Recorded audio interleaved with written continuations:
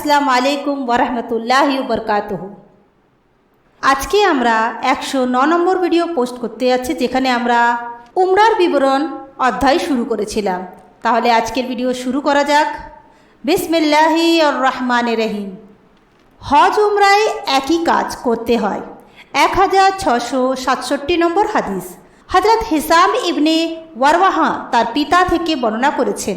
তিনি বলেছেন, নবী করিম সাল্লাল্লাহু আলাইহি ওয়াসাল্লামের স্ত্রী হযরত আয়েশা রাদিয়াল্লাহু তাআলা আনহাকে আমি জিজ্ঞেস করলাম, এ আয়াত সম্পর্কে আপনার মত কি? আমি সেই সময় কম বয়স্ক ছিলাম। আমি বললাম, নিশ্চয়ই সাফা ও মারওয়া আল্লাহর নির্দেশনাবলীর অন্তর্ভুক্ত। তাই যদি কেউ হজ বা উমরা করে, এ পাহাড়দ্বয়ের মাঝে সাই করে, তার জন্য কোনো পাপ নেই। আর কেউ সাগ্রহে কোনো কল্যাণজনক কাজ করলে আল্লাহ তা জানেন এবং তার বদলা দেন। আমার মনে হয় এই আয়াতের অর্থ হলো, যদি কেউ এই পাহাড়দ্বয়ের মাঝে সাই না করে, তবে তাতে তার কোনো গুনাহ হবে না। হযরত আয়েশা রাদিয়াল্লাহু তাআলা আনহা বললেন, তুমি যা বলেছ কখনো তা নয়। তুমি যা বলেছ তাহলে আয়াতটি এরূপ হতো যে এই দুটির মাঝে তাওয়াফ না করলে তার কোনো গুনাহ হবে না। আনসারদের সম্পর্কে এই আয়াত নাজিল হয়েছে, কেননা তারা মানত মূর্তির জন্য এহরাম বাঁধত। আর মানত দেবতার মূর্তিটি কাদিত নামক স্থানের সামনে অবস্থিত ছিল। তাই আনসাররা বর্বর যুগে সাফা ও মারওয়ার মাঝে তাওয়াফ করতে দ্বিধাবোধ করত। ইসলামের আবির্ভাব ঘটলে তারা এ বিষয়ে রাসূলুল্লাহ সাল্লাল্লাহু আলাইহি ওয়াসাল্লামকে জিজ্ঞেস করলে আল্লাহ নাজিল করলেন, নিশ্চয় সাফা ও মারওয়া আল্লাহর নির্দেশনাবলীর অন্তর্গত। তাই যদি কোনো ব্যক্তি হজ বা উমরা করে, এই পাহাড়দ্বয়ের মাঝে সাই করে, তার জন্য কোনো পাপ নেই। আর কেউ সাগ্রহের সাথে কোনো কল্যাণকর কাজ করলে আল্লাহ তা জানেন এবং তার মূল্য দান করেন। সুফিয়ান ও আবু মুয়াবিয়া হেসামের সূত্রে বর্ণিত হাদিসে আরও আছে যে রাসূলুল্লাহ সাল্লাল্লাহু আলাইহি ওয়াসাল্লাম বলেছেন যে সাফা ও মারওয়ার মাঝে সাই না করলে আল্লাহ কারো হজ বা উমরা পূর্ণাঙ্গ করেন না। উমরাকারী যখন এহরাম খুলবে। 1668 নম্বর হাদিস। হযরত আব্দুল্লাহ ইবনে আবু আওফা রাদিয়াল্লাহু তাআলা আনহু থেকে বর্ণিত, তিনি বলেন, একবার রাসূলুল্লাহ সাল্লাল্লাহু আলাইহি ওয়াসাল্লাম উমরা করলে আমরাও তার সঙ্গে উমরা করলাম। তিনি মক্কায় প্রবেশ করে তাওয়াফ করলে আমরাও তার সঙ্গে তাওয়াফ করলাম। এরপর তিনি সাফা ও মারওয়া গেলে আমরাও তার সাথে সেখানে গেলাম। আমরা তাকে মক্কাবাসীদের থেকে সর্বদা আড়াল করে রেখেছিলাম, যাতে কেউ তার প্রতি তীর নিক্ষেপ করতে না পারে। রাবি বলেন, আমার এক বন্ধু তাঁকে অর্থাৎ হযরত আব্দুল্লাহ ইবনে আবু আওফকে জিজ্ঞেস করলেন, রাসূলুল্লাহ সাল্লাল্লাহু আলাইহি ওয়াসাল্লাম কি কাবা গৃহে প্রবেশ করেছিলেন? তিনি বললেন, না।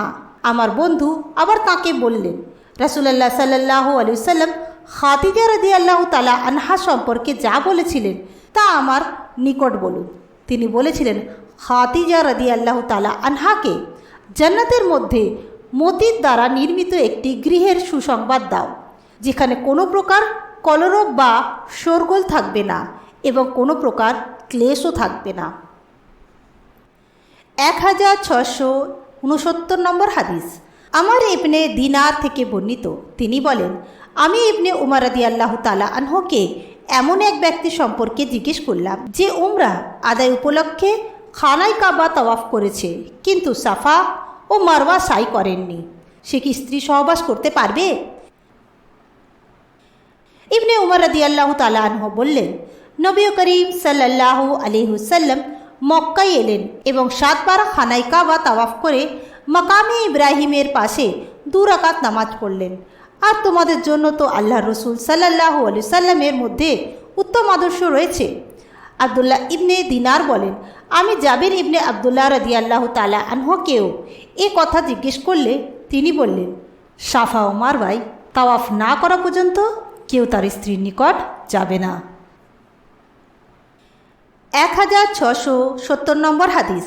হযরত আবু মুসা আল মাসআরি রাদিয়াল্লাহু তাআলা আনহু থেকে বর্ণিত, তিনি বলেন, আমি বাথায় নবী করিম সাল্লাল্লাহু আলাইহি ওয়াসাল্লামের নিকট উপস্থিত হলাম। নবী করিম সাল্লাল্লাহু আলাইহি ওয়াসাল্লাম আমাকে জিজ্ঞেস করলেন, তুমি কি হজ আদায়ের মনস্থ করেছো? আমি বললাম, হ্যাঁ। তিনি বললেন, কি বলে এহরাম বেঁধেছিলে? আমি বললাম, হে মাবুদ, নবী করিম সাল্লাল্লাহু আলাইহি সাল্লাম যে এহরাম বেঁধেছেন, আমিও তদ্রূপ এহরাম বেঁধে উপস্থিত হয়েছি বলে এহরাম বেঁধেছিলাম। তিনি বললেন, খুব ভালো করেছো। এখন খানায় কাবা ও সাফা মারওয়ায় তাওয়াফ করে নাও এবং এহরাম খুলে ফেলো। তখন আমি কাবা গৃহ এবং সাফা মারওয়া তাওয়াফ করলাম এবং পরে কায়েস গোত্রের এক মহিলার নিকট গেলাম। সে আমার মাথার উকুন বেছে দিল। তারপর আমি হজের এহরাম বাঁধলাম। আমি এইভাবেই উমরের খেলাফত কাল পর্যন্ত ফতোয়া দিতে থাকলাম। অতঃপর উমর রাদিয়াল্লাহু তাআলা আনহু বললেন, যদি আমরা আল্লাহর কিতাব গ্রহণ করি তবে তা আমাদেরকে পূর্ণ করতে আদেশ দেয়, আর যদি নবী করিম সাল্লাল্লাহু আলাইহি ওয়াসাল্লামের তরিকা গ্রহণ করি তবে দেখতে পাই যে যখন পর্যন্ত না কোরবানির পশু তার নির্দিষ্ট স্থানে পৌঁছেছে তখন পর্যন্ত তিনি এহরাম খোলেননি। 1671 নম্বর হাদিস। আবুল আসওয়াদ থেকে বর্ণিত হযরত আবু বকর রাদিয়াল্লাহু তাআলা আনহুর কন্যা আসমা রাজাতকৃত গোলাম আবদুল্লাহ ইবনে কাইসান তার নিকট বর্ণনা করেছেন যে তিনি আসমাকে বলতে শুনতেন, আল্লাহ তার রসুলের প্রতি রহমত বর্ষণ করুন। যখনই আমি এ হাজুন নামক স্থানের পাশ দিয়ে গমন করেছি তখনই নবী করিম সাল্লাল্লাহু আলাইহি সাল্লামের সাথে এখানে বাহন হতে নেমে থেমেছি। তখন আমাদের মাল সামান ছিল স্বল্প, আমাদের বাহন ছিল কম, সফরের পাথেও ছিল অতি সামান্য। আমি আর আমার ভগ্নী আয়েশা, জুবায়ের ও অমুক অমুক উমরা আদায় করলাম। তারপর আমরা যখন খানায় কাবা তাওয়াফ করলাম তখন এহরাম খুলে ফেললাম এবং সন্ধ্যাবেলা আবার হজ্জের জন্য এহরাম বেঁধে নিলাম। হজ উমরাহ বা জিহাদ থেকে প্রত্যাবর্তন করে বলবে। 1672 নম্বর হাদিস। হযরত আব্দুল্লাহ ইবনে উমর রাদিয়াল্লাহু তাআলা আনহু থেকে বর্ণিত, তিনি বলেন, রাসূলুল্লাহ সাল্লাল্লাহু আলাইহি ওয়াসাল্লাম যখন কোনো জিহাদ, হজ কিংবা উমরা থেকে ফেরেন তখন প্রতিটি উচ্চভূমিতে 3 বার তাকবীর বলার পর বলতেন, আল্লাহ ছাড়া কোনো ইলাহ নেই, তিনি এক ও একক, তার কোনো শরিক নেই, সর্বভৌমত্ব ও যাবতীয় প্রশংসা একমাত্র তাঁরই, তিনি সকল কিছুর উপর ক্ষমতাবান। আমরা প্রত্যাবর্তনকারী, তওবাকারী, ইবাদতকারী, আমাদের রবের উদ্দেশ্যে সিজদাকারী ও প্রশংসাকারী। আল্লাহ তার ওয়াদা পূর্ণ করেছেন, নিজ বান্দাকে সাহায্য করেছেন এবং একাকী সমস্ত শত্রুকে পর্যস্ত করেছেন। 1673 নম্বর হাদিস।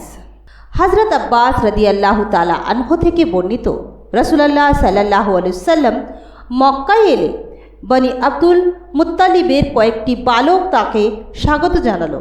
তিনি তাদের একজনকে নিজ বাহনের সামনে ও অপর একজনকে পিছনে তুলে নিলেন। 1674 নম্বর হাদিস। হযরত ইবনে উমর রাদিয়াল্লাহু তাআলা আনহু থেকে বর্ণিত, নবী করিম সাল্লাল্লাহু আলাইহি ওয়াসাল্লাম যখন মক্কা অভিমুখে যাত্রা করতেন তখন মসজিদে সাজারাতে নামাজ পড়তেন এবং যখন মক্কা হতে প্রত্যাবর্তন করতেন তখন উপত্যকার মধ্যস্থলে জুলহুলাইফায় নামাজ পড়তেন এবং সেখানেই ভোর পর্যন্ত রাত কাটাতেন। 1675 নম্বর হাদিস। হযরত আনাস রাদিয়াল্লাহু তাআলা আনহু থেকে বর্ণিত, তিনি বলেন, নবী করিম সাল্লাল্লাহু আলাইহি ওয়াসাল্লাম কখনো সফর হতে প্রত্যাবর্তন করে রাতে বাড়িতে প্রবেশ করতেন না, তিনি সকাল অথবা বিকেলেই কেবল বাড়িতে প্রবেশ করতেন। 1676 নম্বর হাদিস। হযরত জাবির ইবনে আব্দুল্লাহ রাদিয়াল্লাহু তাআলা আনহু হতে বর্ণিত, তিনি বলেন, সফর হতে ফিরে রাতে নিজ বাড়িতে নিজ পরিজনের নিকট প্রবেশ করতে নবী করিম সাল্লাল্লাহু আলাইহি ওয়াসাল্লাম নিষেধ করেছেন। 1677 নম্বর হাদিস। হযরত আনাস রাদিয়াল্লাহু তাআলা আনহু হতে বর্ণিত, তিনি বলেন, নবী করিম সাল্লাল্লাহু আলাইহি ওয়াসাল্লাম যখন কোনো সফর হতে প্রত্যাবর্তন করে মদিনার উচ্চভূমি দেখতে পেতেন তখন উটকে দ্রুত ধাবিত করতেন, আর বাহন অন্য কোনো জন্তু হলেও তাকে দ্রুত চালাতেন। হুমায়ুদের বর্ণনায় আছে, তিনি তাকে মদিনার আকর্ষণে দ্রুত চালনা করতেন। মহান আল্লাহর বাণী, আমাদের দরজাসমূহ দিয়েই ঘরে প্রবেশ করো 1678 নম্বর হাদিস। হযরত আবু ইসহাক থেকে বর্ণিত, তিনি বলেন, আমি হযরত বারা ইবনে আযেব রাদিয়াল্লাহু তাআলা আনহুকে বলতে শুনেছি, অত্র আয়াতটি আমাদের সম্পর্কে নাজিল হয়েছিল। হজ শেষে বাড়ি প্রত্যাবর্তন করে আনসাররা তাদের বাড়ির সম্মুখ দরজা দিয়ে বাড়িতে প্রবেশ না করে বরং পেছনের দরজা দিয়ে প্রবেশ করতেন। এক আনসার ব্যক্তি এসে তাঁর বাড়ির সম্মুখ দরজা দিয়ে প্রবেশ করলে সকলে তাকে লজ্জা দিল ও তিরস্কার করল। তখন এই আয়াতটি নাজিল হলো, এটা কোনো পুণ্যের কাজ নয় যে তোমরা বাড়িতে পেছনের দরজা দিয়ে প্রবেশ করবে, বরং পুণ্য হলো গুনহার কাজ হতে সাবধান থাকা ও আল্লাহর অসন্তুষ্টি পরিত্যাগ করা। সুতরাং নিজের বাড়িতে তোমরা সদর দরজা দিয়েই প্রবেশ করো। অবশ্য আল্লাহকে ভয় করতে থাকো, সম্ভবত এইভাবেই তোমরা সাফল্য লাভ করতে পারবে। সফর কষ্ট ক্লেশের একটি অংশ। 1679 নম্বর হাদিস। নবী করিম সাল্লাল্লাহু আলাইহি ওয়াসাল্লাম বলেছেন, সফর কষ্ট ক্লেশের অংশবিশেষ। কেননা সফর তোমাদের যে কোনো ব্যক্তির যত সময় পানাহার করা এবং নিদ্রা যাওয়ার ব্যাপারে ব্যাখ্যাত সৃষ্টি করে। সুতরাং সফরের প্রয়োজন শেষ হলেই বাড়িতে ফেরা উচিত। সফর হতে মুসাফিরের শীঘ্র বাড়ি প্রত্যাবর্তনের প্রয়োজন দেখা দিলে করণীয়। 1680 নম্বর হাদিস। হযরত যায়েদ ইবনে আসলাম তার পিতা আসলাম থেকে বর্ণনা করেছেন, তিনি বলেছেন, আমি হযরত আব্দুল্লাহ ইবনে উমর রাদিয়াল্লাহু তাআলা আনহুর সাথে মক্কার দিকে গমন করেছিলাম। ইতিমধ্যে তাঁর স্ত্রী সাফিয়া বিনতে আবু উবায়েদ সম্পর্কে তার নিকট খবর আসলো যে তিনি গুরুতর অসুস্থ। তখন হযরত ইবনে উমর রাদিয়াল্লাহু তাআলা আনহু তাঁর চলার গতি দ্রুত করলেন এবং সূর্যাস্ত যাওয়ার পর পশ্চিম দিকে লাল আভা অদৃশ্য হওয়ার পর বাহন হতে নেমে মাগরিব ও এশার নামাজ একত্রে পড়লেন।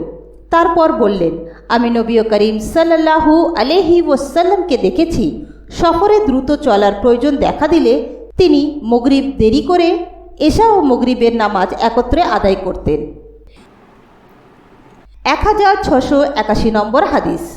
হযরত নাফি থেকে বর্ণিত, দুর্যোগের সময় আব্দুল্লাহ ইবনে উমর রাদিয়াল্লাহু তাআলা আনহু উমরাহ নিয়ত করে মক্কায় রওনা হয়ে বললেন, যদি কাবার পথে বাধাপ্রাপ্ত হই তবে হুদায়বিয়ার বছর রাসূলুল্লাহ সাল্লাল্লাহু আলাইহি ওয়াসাল্লামের সাথে থেকে যা করেছিলাম তাই করব, অর্থাৎ সেই সময় যা করেছিলেন তাই করবে। সুতরাং তিনি উমরাহর জন্য এহরাম বেঁধে নিলেন, কেননা রাসূলুল্লাহ সাল্লাল্লাহু আলাইহি ওয়াসাল্লাম হুদায়বিয়ার বছর উমরার জন্য এহরাম বেঁধেছিলেন। 1682 নম্বর হাদিস।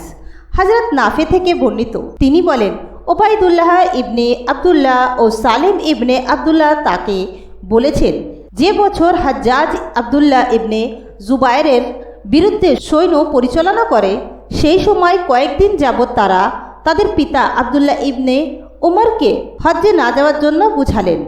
তারা উভয়ে বললেন, এবছর হজ না করলে আপনার কোনো ক্ষতি হবে না, আমাদের আশঙ্কা হচ্ছে যে আপনারও খানায় কাবার মাঝে প্রতিবন্ধকতা সৃষ্টি করা হবে। এটি শুনে আব্দুল্লাহ ইবনে উমর রাদিয়াল্লাহু তাআলা আনহু বললেন, আমরা নবী করিম সাল্লাল্লাহু আলাইহি ওয়াসাল্লামের সাথে হজ আদায়ের জন্য মক্কা অভিমুখে যাত্রা করেছিলাম, কিন্তু কাফির কুরাইশরা কাবার পথে প্রতিবন্ধক হিসেবে দাঁড়িয়ে গেল। তখন নবী করিম সাল্লাল্লাহু আলাইহি ওয়াসাল্লাম তাঁর কোরবানির পশু কোরবানি করলেন এবং মস্তক মুন্ডন করে নিলেন। আমি তোমাদেরকে সাক্ষী করে বলছি, আমি নিজের উমরাকে ওয়াজিব করে নিয়েছি। আল্লাহর মর্জি হলে রওনা হয়ে যাব। আমার ও খানা কাবার মাঝে যদি কোনো বাধা না থাকে তবে আমি তাওয়াফ করব, কিন্তু যদি আমার ও খানা কাবার মাঝে বাধা সৃষ্টি করা হয় তবে নবী করিম সাল্লাল্লাহু আলাইহি ওয়াসাল্লাম যা করেছিলেন আমিও তাই করব। সেই সময় তো আমি তার সঙ্গে ছিলাম। তিনি জুলহুলাইফা হতে উমরার এহরাম বেঁধে নিলেন এবং কিছু সময় পথ চললেন। তারপর বললেন, হজ ও উমরার উভয়টি নিয়ত তো একই। আমি তোমাদের সাক্ষী করে বলছি, আমি আমার উমরার সাথে হজও নিজের জন্য ওয়াজিব করে নিয়েছি। সুতরাং তিনি হজ ও উমরার এহরাম তখন না খুলে কোরবানির দিন খুললেন এবং কোরবানি করলেন। তিনি বলতেন, আমরা তখন পর্যন্ত না একই সাথে মক্কায় প্রবেশের দিন হজ ও ওমরা উভয়টির জন্য একটি তওয়াফ করে নিই। 1683 নম্বর হাদিস। হজরত নাফে হতে বর্ণিত আবদুল্লাহ ইবনে উমর রাদিয়াল্লাহু তাআলা আনহের কোনো এক পুত্র তাকে বললেন, যদি আপনি এই প্রস্তাব মেনে নিয়ে বাড়িতে অবস্থান করতেন তবে তা আপনার জন্য কতই না ভালো হতো। 1684 নম্বর হাদিস। হজরত ইকরামা থেকে বর্ণিত ইবনে আব্বাস রাদিয়াল্লাহু তাআলা আনহু বলেন, হুদাবিয়ার বছর নবী করিম সাল্লাল্লাহু আলাইহি ওয়াসাল্লামকে মক্কায় প্রবেশে বাধা দেওয়া হলে তিনি মস্তক মুন্ডন করে নিয়েছিলেন, স্ত্রীদের সাথে সহবাস করেছিলেন, কোরবানির পশু কোরবানি দিয়েছিলেন এবং পরবর্তী বছর উমরা করেছিলেন। হজ্জে বাধাপ্রাপ্ত হওয়া। 1685 নম্বর হাদিস।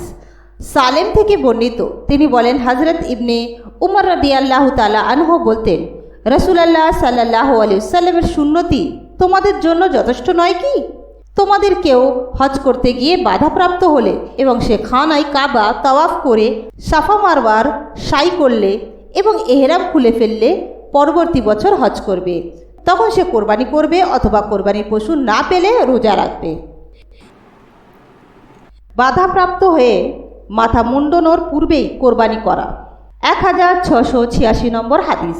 হজরত মিসওয়ার রাদিয়াল্লাহু তাআলা আনহু থেকে বর্ণিত হুদাবিয়ার বছর মক্কায় প্রবেশে নবী করিম সাল্লাল্লাহু আলাইহি ওয়াসাল্লাম বাধাপ্রাপ্ত হলে মাথা মুন্ডন করে নেওয়ার পূর্বেই কোরবানি করলেন এবং সকল সাহাবীকে ঐরূপ করতে নির্দেশ দিলেন। 1687 নম্বর হাদিস। হজরত নাফে থেকে বর্ণিত আবদুল্লাহ ইবনে জুবায়ের রাদিয়াল্লাহু তাআলা আনহুর বিরুদ্ধে হাজ্জাজের সৈন্য পরিচালনার বছর আবদুল্লাহ ও সালেম উভয়ে তাদের পিতা আবদুল্লাহ ইবনে উমর রাদিয়াল্লাহু তাআলা আনহুকে হজ্জে যেতে বারণ করার জন্য তার সাথে কথাবার্তা বললেন। তখন আবদুল্লাহ ইবনে উমর রাদিয়াল্লাহু তাআলা আনহু বললেন, আমরা হুদাবিয়ার বছর ওমরাহ নিয়ত করে নবী করিম সাল্লাল্লাহু আলাইহি ওয়াসাল্লামের সাথে রওনা হলে কুরাইশ কাফেররা খানায় কাবার পথে বাধার সৃষ্টি করল। তাই নবী করিম সাল্লাল্লাহু আলাইহি ওয়াসাল্লাম তাঁর কোরবানির পশু জবেহ করলেন এবং মস্তক মুন্ডন করে নিলেন। এসব করার পর তিনি এহরাম খুলে ফেললেন। বাধাপ্রাপ্ত ব্যক্তির উপর বদলি হজ ওয়াজিব নয়। 1688 নম্বর হাদিস। হজরত নাফে থেকে বর্ণিত ফিতনার বছর হজরত আবদুল্লাহ ইবনে উমর রাদিয়াল্লাহু তাআলা আনহু উমরার উদ্দেশ্যে মক্কা যাওয়ার সময় বলেছিলেন, যদি আমি খানায় কাবা পর্যন্ত পৌঁছতে বাধাপ্রাপ্ত হই তবে হুদাবিয়ার বছর রাসূলুল্লাহ সাল্লাল্লাহু আলাইহি ওয়াসাল্লামের সাথে থেকে যেমন করেছিলাম তেমনই করব। সুতরাং তিনি উমরার জন্য এহরাম বাঁধলেন, কেননা হুদাবিয়ার বছর রাসূলুল্লাহ সাল্লাল্লাহু আলাইহি ওয়াসাল্লাম উমরার জন্য এহরাম বেঁধেছিলেন। এরপর হজরত আবদুল্লাহ ইবনে উমর রাদিয়াল্লাহু তাআলা আনহু নিজের ব্যাপারে চিন্তা ভাবনা করে বললেন, উভয়টির অর্থাৎ হজ ও ওমরাহর নিয়ত তো একই। আমি তোমাদেরকে সাক্ষী রেখে বলছি, আমি উমরার সাথে হজও আমার উপর ওয়াজিব করে নিয়েছি। তারপর উভয়টির জন্য তিনি একই তাওয়াফ করলেন এবং এটিকে যথেষ্ট মনে করলেন। তিনি কোরবানির পশুও সাথে নিয়ে গিয়েছিলেন। 1689 নম্বর হাদিস। হজরত কাব ইবনে উজরা রাদিয়াল্লাহু তাআলা আনহু থেকে বর্ণিত রাসূলুল্লাহ সাল্লাল্লাহু আলাইহি ওয়াসাল্লাম তাকে বললেন, উকুন বোধ হয় তোমাকে খুব যাতনা দিচ্ছে। তিনি বললেন, হ্যাঁ হে আল্লাহ রসুল। রাসূলুল্লাহ সাল্লাল্লাহু আলাইহি ওয়াসাল্লাম বললেন, তুমি মস্তক মুন্ডন করে ফেলো, তারপর 3 দিন রোজা রাখো অথবা 6 জন মিসকিনকে খানা দাও বা একটি বকরি কোরবানি করো। 1690 নম্বর হাদিস। হজরত কাব ইবনে উজরা রাদিয়াল্লাহু তাআলা আনহু থেকে বর্ণিত তিনি বলেন, হুদাবিয়ায় রাসূলুল্লাহ সাল্লাল্লাহু আলাইহি ওয়াসাল্লাম আমার পাশে দাঁড়ালেন। আমার মাথা হতে উকুন পড়ছে দেখে তিনি বললেন, তোমার মাথার উকুন কি তোমাকে কষ্ট দিচ্ছে? আমি বললাম, হ্যাঁ। তিনি বললেন, মস্তক মুন্ডন করে নাও অথবা মুন্ডন করে নাও বললেন। কাব ইবনে উজরা রাদিয়াল্লাহু তাআলা আনহু বলেন, এই আয়াতটি আমার সম্পর্কেই নাজিল হয়েছে। তবে যে ব্যক্তি পীড়িত হওয়ার কারণে বা মাথায় কোনো ক্লেশদায়ক বস্তু থাকার কারণে মাথা মুন্ডন করে নেয়, ক্ষতিপূরণ হিসেবে তার রোজা রাখা অথবা ফেদিয়া দেয়া বা কোরবানি করা উচিত। তাই মস্তক মুন্ডনের নির্দেশ দেওয়ার পর রাসূলুল্লাহ সাল্লাল্লাহু আলাইহি সাল্লাম বললেন, 3 দিন রোজা রাখো অথবা 6 জন মিসকিনকে 1 ফারাক পরিমাণ সদকা দাও অথবা সাধ্যানুযায়ী কোরবানি করো।